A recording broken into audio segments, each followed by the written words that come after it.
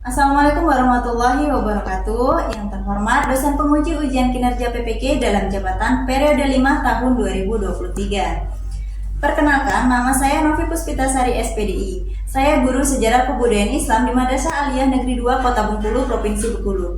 Sekaligus saya sebagai mahasiswa PPG dalam jabatan mata pelajaran sejarah kebudayaan Islam Batch 1 EPTK YIN Curug tahun 2023. Pada kesempatan kali ini, saya akan melaksanakan kegiatan praktek pembelajaran untuk memenuhi ujian kinerja PPG dalam jabatan tahun 2023 dengan mengambil tema pada bab 9 yaitu proses berdirinya Daulah Abbasiyah di Baghdad. Untuk lebih jelasnya, berikut video pembelajaran yang akan saya laksanakan. Mohon kritik dan saran agar kedepannya kegiatan pembelajaran saya bisa menjadi lebih baik. Sekian, terima kasih. Wassalamualaikum warahmatullahi wabarakatuh.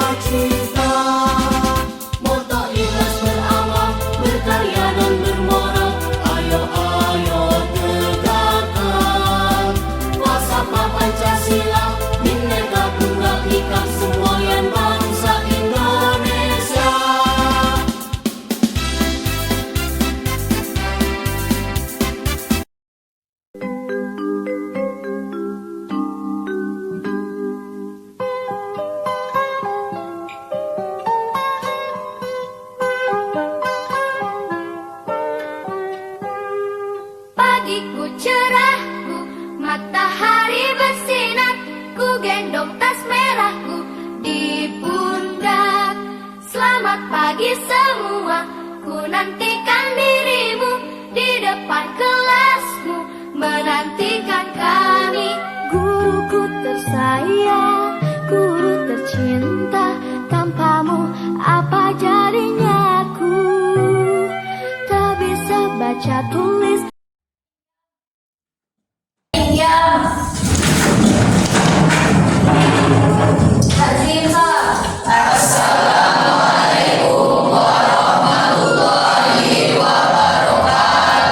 Waalaikumsalam warahmatullahi wabarakatuh. Dulu Ustaz. Doa.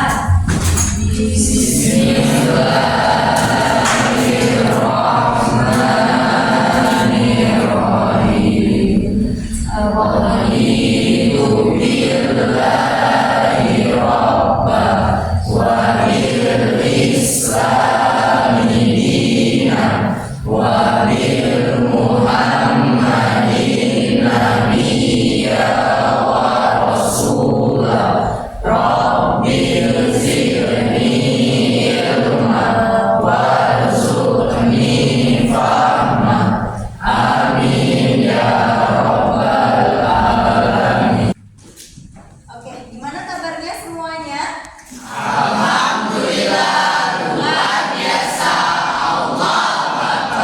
Semangat sekali ya.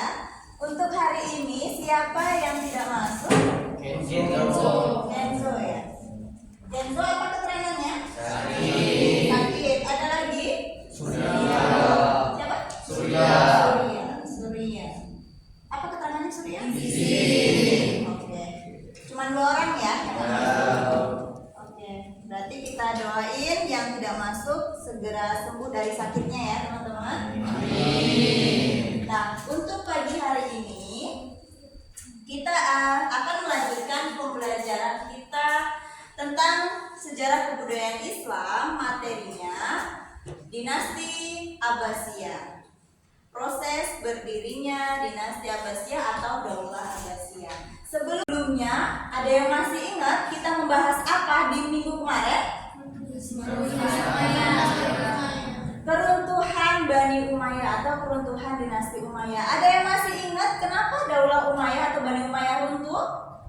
Ayo, ada yang masih ingat? Boleh angkat tangannya? Boleh, silakan. Kenapa? Khalifahnya banyak yang berfoya-foya. Ada lagi? Boleh, gimana? Karena ajarannya banyak yang melenceng dari ajaran umat Islam. Ajaran yang dilakukan oleh Daulah Umayyah banyak yang melenceng dari ajaran agama Islam. Yang dari belakang tadi ada yang tunjuk tangan, boleh siapa? Udah berdiri dong. Siapa namanya? Zizi. Oke, Zizi. Gimana, Zizi? Jawabanmu apa? Karena adanya bani lain atau kelompok lain yang ingin menguasai khalifah Islam. Oke, tepuk tangan dong untuk Nah, jadi ada beberapa faktor keruntuhan Bani Umayyah. Di antaranya karena kekhalifahannya masih banyak yang berfoya-foya dan ajaran yang mereka lakukan banyak melenceng. Yang terutama adalah mereka masih menggalakkan perjudian, ya kan, perzinahan, kemudian berfoya-foya, adanya perebutan kekuasaan di kalangan istana, sehingga membuat mereka lemah dari dalam.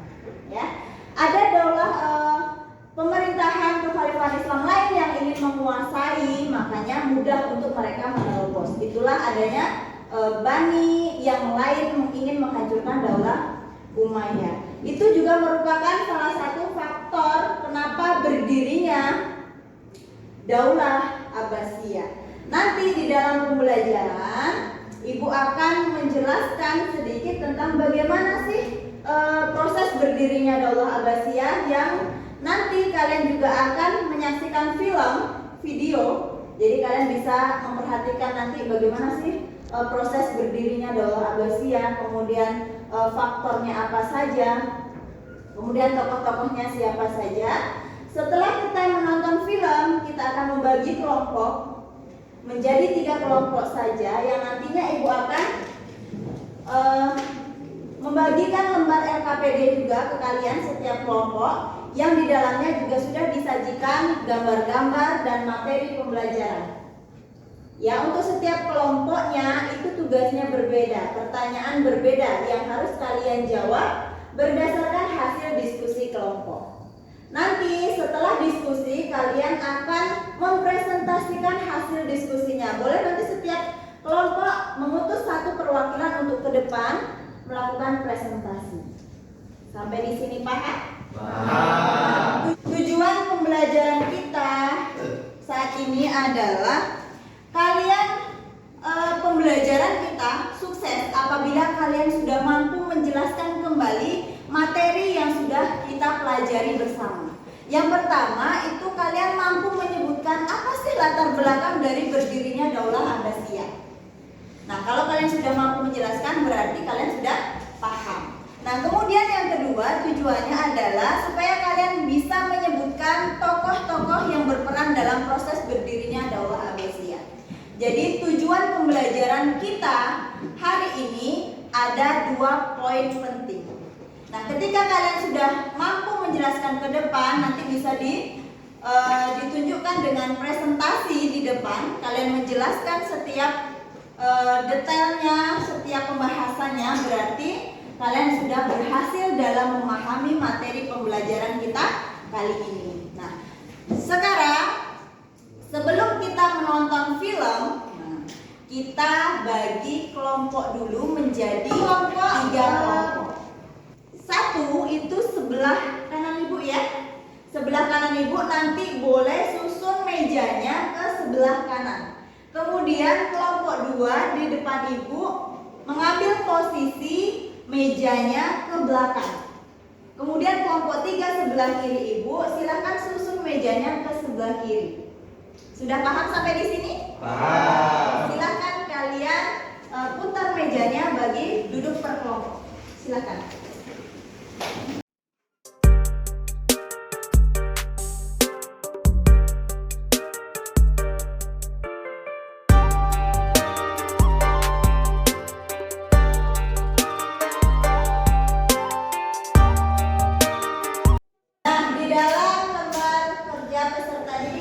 Ibu bagikan tadi, kalian bisa melihat bagaimana Nah, di dalamnya juga sudah ada materi yang bisa kalian baca, kemudian gambar-gambar juga yang sudah disajikan. Setiap kelompok pertanyaannya berbeda, jadi bisa kalian lihat di dalamnya dan silahkan dijawab, didiskusikan apa jawabannya setelah kalian menyimak film berikut ini. Ya, silahkan pandangannya ke depan, kita tonton dulu filmnya.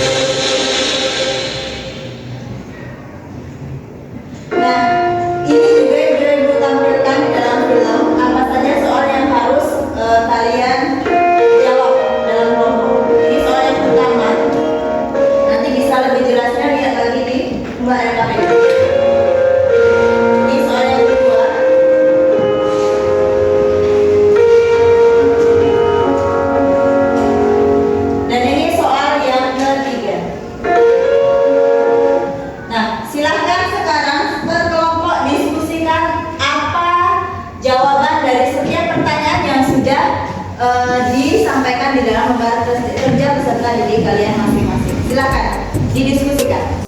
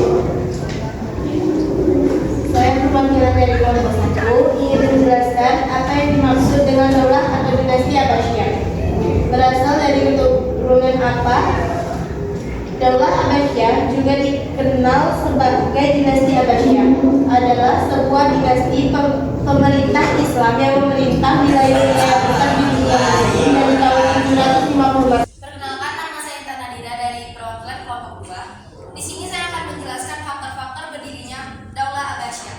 Daulah Abbasiyah adalah sebuah dinasti khalifah Islam yang berdiri pada tahun 750 Masehi dan berakhir pada tahun 1258 Masehi. Berdirinya Daulah Abbasiyah dipengaruhi oleh sejumlah faktor. Beberapa faktor yang berperan dalam berdirinya Daulah Abbasiyah antara lain: 1. Ketidakpuasan terhadap kekhalifahan Umayyah.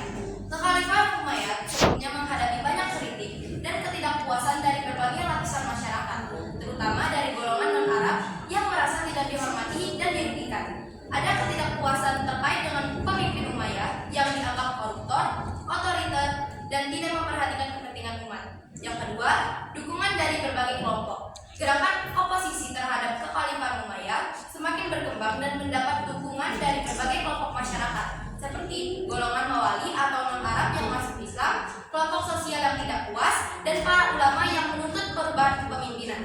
Yang ketiga, pemberontakan Abu Muslim. Salah satu faktor dalam berdirinya Daulah Abbasiyah adalah pemberontakan Abu Muslim Al-Khurasani di Persia. Ia merupakan seorang tokoh pemimpin pemberontakan Abbasiyah, memiliki strategi politik dan militer yang aktif, yang efektif dalam memperoleh dukungan dan mengalahkan pasukan Umayyah. Mereka juga mampu memanfaatkan ketidakpuasan rakyat dan membangun aliansi yang kuat. Yang ketujuh, kesepakatan masyarakat dengan kontribusi besar dalam bidang ilmu pengetahuan, seni, budaya, dan peradaban umum. Terima kasih. Wassalamualaikum warahmatullahi wabarakatuh. Assalamualaikum warahmatullahi wabarakatuh. Waalaikumsalam warahmatullahi wabarakatuh. Nama saya Siti Wardani, saya perwakilan dari kelompok 3. Saya akan menyebutkan dan sedikit menjelaskan 4 tokoh yang terlibat dalam berdirinya dinasti Abbasiyah. Dinasti Abbasiyah yang berdiri pada abad ke-8 Masehi melibatkan beberapa tokoh kunci dalam pendiriannya. Berikut adalah 4 tokoh yang terlibat dalam berdirinya dinasti Abbasiyah. Yang pertama yaitu As-Saffah atau Abu al-Abbas As-Saffah. Ia adalah pendiri dinasti Abbasiyah dan menjadi khalifah pertama Abbasiyah. Ia berhasil merebut kekuasaan dari dinasti Umayyah. Setelah serangkaian pertempuran dan perjuangan, As-Saffah memimpin pemberontakan melawan pemerintahan Umayyah dan berhasil mengkonsolidasikan kekuasaan di tangan keluarga Abbasiyah. Yang kedua, Al-Mansur atau Abu Ja'far atau Abu Abdullah Muhammad Al-Mahdi. Al-Mahdi adalah khalifah ketiga dinasti Abbasiyah. Ia melanjutkan pembangunan dan perkembangan Baghdad sebagai pusat kebudayaan dan ilmu pengetahuan. Ia juga dikenal karena mengadopsi pendekatan yang lebih moderat terhadap golongan Syiah. Itulah tadi keempat tokoh di atas yang memainkan peran penting dalam berdiri dan berkembangnya awal dinasti Abbasiyah serta dalam menciptakan lingkungan yang mendukung perkembangan ilmu pengetahuan, seni, dan kebudayaan dalam dunia Islam pada masa itu. Dari sekian, terima kasih atas saya dan kelompok saya lakukan. Terima kasih. Wassalamualaikum warahmatullahi wabarakatuh. Waalaikumsalam. Apa dong sebelum? Presentasi sudah, sekarang adalah sesi tanya jawab. Siapa yang mau bertanya? Wow, banyak ya. Oke, dari kelompok 1 dulu. Siapa yang mau bertanya silakan berdiri. Mau bertanya ke kelompok siapa?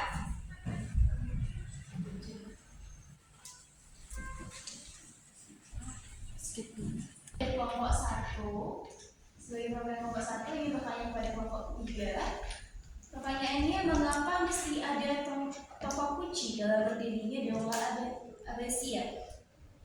Nah, itu pertanyaan ke kelompok 3. Silahkan dijawab. Kelompok 3 yang mana ya? Oke, silahkan dijawab. Kelompok 3, siapa yang menjawab?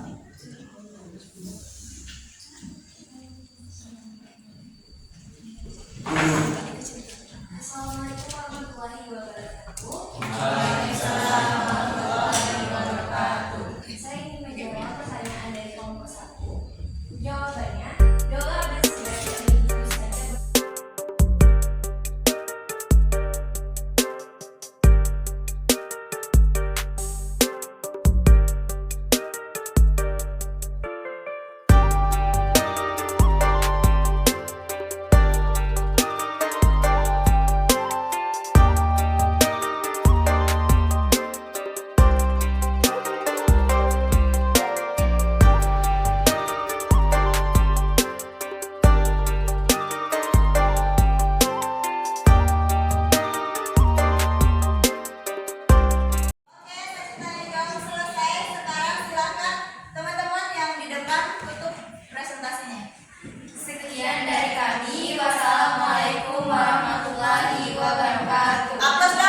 Terima kasih sudah dilaksanakan, teman-teman sangat luar biasa. Berarti kalian sudah paham dari pertanyaan yang sudah disampaikan, kalian bisa menjawabnya. Jadi kesimpulan dari materi kita kali ini, bagaimana sih proses berdirinya Daulah Abbasiyah? Itu yang pertama, faktornya adalah karena kelalaian atau kepemimpinan Daulah Umayyah yang sudah banyak melenceng dari ajaran agama Islam. Dibuktikan dari dalam istananya mereka banyak kekhalifahan yang berfoya-foya, ya. Kemudian terjadi banyak perebutan kekuasaan di dalam istana. Semuanya mau ingin jadi raja, gitu ya. Semuanya ingin menjadi khalifah. Kemudian di dalam kekhalifahan juga mereka banyak melakukan perjudian, kemudian mabuk-mabukan, kemudian melakukan banyak pesta itu menggunakan para wanita. Nah, itu tidak ada di ajaran agama Islam. Nah, selain itu juga banyak para masyarakat yang berada di naungan kekhalifahan Umayyah merasa dinomorduakan. Kenapa? Karena kekhalifahan Umayyah itu pilih kasih. Mereka lebih mengutamakan kebijakan kepada masyarakat Muslim Arab. Padahal di dalam kepemimpinannya itu ada masyarakat Muslim non-Arab yang sering kita sebut adalah orang-orang Mawali. Nah, dia adalah orang Muslim non-Arab. Nah, dia kelompok inilah yang merasa dinomorduakan atau dianaktirikan oleh kebijakan-kebijakan Khalifah Daulah Umayyah. Kemudian yang ketiga, adanya propaganda dari golongan Abbasiyah, gitu ya. Karena orang-orang Abbasiyah merasa lebih berhak memimpin kekhalifahan Islam karena nasabnya lebih dekat dengan Nabi Muhammad SAW, sehingga mereka ingin mengembalikan ajaran agama yang sudah banyak melenceng oleh kekhalifahan Umayyah ini diluruskan kembali oleh orang-orang Abbasiyah, sehingga mereka membuat propaganda dan strategi bagaimana caranya untuk menghimpun orang-orang yang sudah dianaktirikan oleh kekhalifahan Umayyah bergabung kepada mereka, sehingga ingin mengembalikan hak-hak mereka kembali, gitu ya. Nah, jadi dari propaganda Bani Abbasiyah akan melahirkan namanya peperangan Zab. Peperangan Zab ini terjadi antara kekhalifahan Daulah Umayyah dengan Daulah Abbasiyah yang terjadi di Sungai Zab. Dari peperangan inilah hancurlah kekhalifahan Umayyah, runtuhlah kekhalifahan Umayyah, berdirilah Daulah Abbasiyah.